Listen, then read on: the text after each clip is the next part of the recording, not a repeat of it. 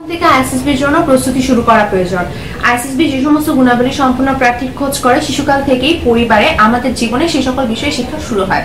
যে সমস্ত অভিভাবক তাদের সন্তানদের জন্য সামরিক বাহিনীতে অফিসার হিসেবে জীবন গড়ার স্বপ্ন দেখেন, তাদের উচিত হবে শিশুকাল থেকেই নিজের সন্তানদের নৈতিকতা ও মূল্যবোধ সম্পন্ন মানুষ হিসেবে গড়ে তোলা।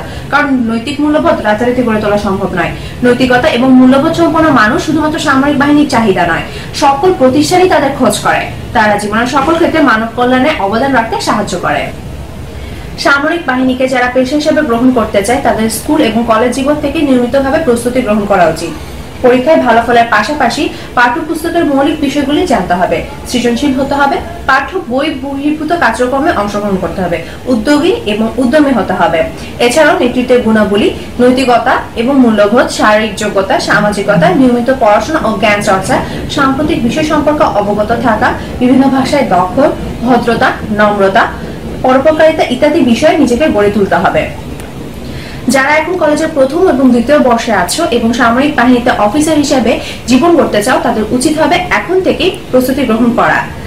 কারণ আইএসএসবিতে যে সমস্ত গুণাবলী সম্পন্ন প্রার্থীর খোঁজ করে, তা অল্প সময়ে কখনোই রপ্ত করা সম্ভব নয়। তাই কোনো সময় নষ্ট না করে এখন থেকে প্রস্তুতি গ্রহণ করা শুরু